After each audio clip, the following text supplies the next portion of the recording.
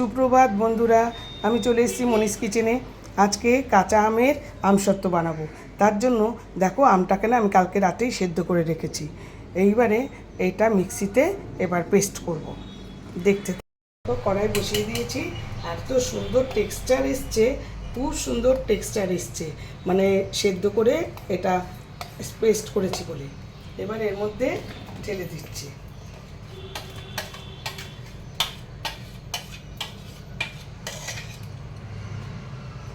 ঢেলে দিলাম। এর মধ্যে দেব চিলি ফ্লেক্স, এই যে বাড়িতে বানানো চিলি ফ্লেক্স। তারপর দেব চাট মশলা টেস্টের জন্য। তারপর দেব ব্ল্যাক সল্ট।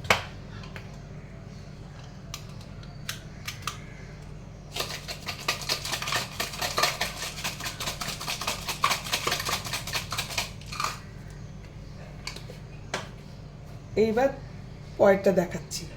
এবার দেব নুন।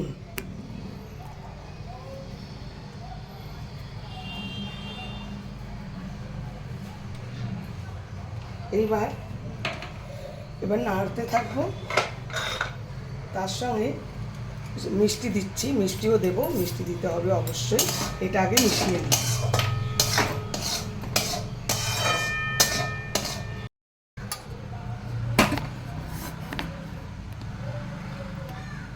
এবার আমি মিক্সি ধোয়া জলটা দিয়ে দিলাম,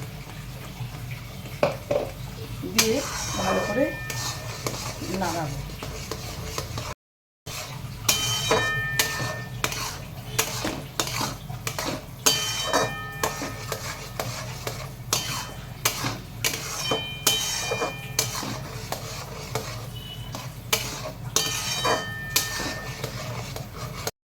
অনেকটা চিনি দিয়ে দেবো, কারণ টক আম তো চিনি অনেকটা লাগে।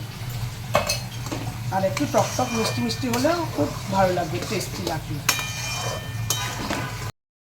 দেখো, আমার আমসত্ত্ব, কাঁচা আমের আমসত্ত্ব একদম টান।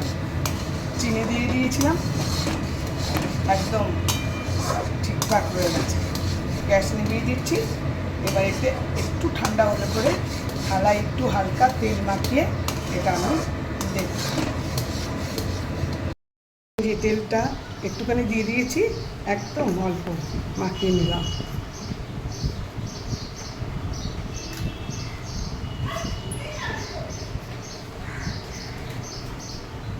হাঁড়িটা শুকিয়ে গেছে। এবার এই থালার মধ্যে দিয়ে দেব।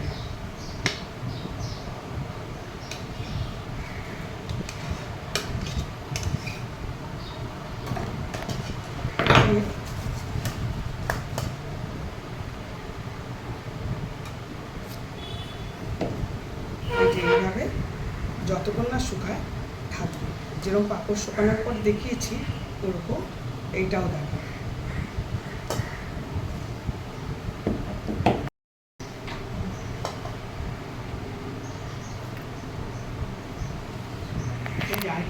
আরেকটা থালায় তেল নিয়ে নিয়েছি, মাখিয়ে দিয়েছি। এবার একটা থালায় হলো না, এই থালাটাই দিয়ে দিচ্ছি। বন্ধুরা দেখো, এই যে দুটো থালায় আমি আমসত্ত্বর জন্য রেডি করে ফেলেছি। একটা থালায় ধরলো না, তাই জন্য দুটো থালায় করেছি। এবার শুকাতে দিয়ে দেবো। এবার যখন শুকাবে আবার তোমাদের দেখাবো।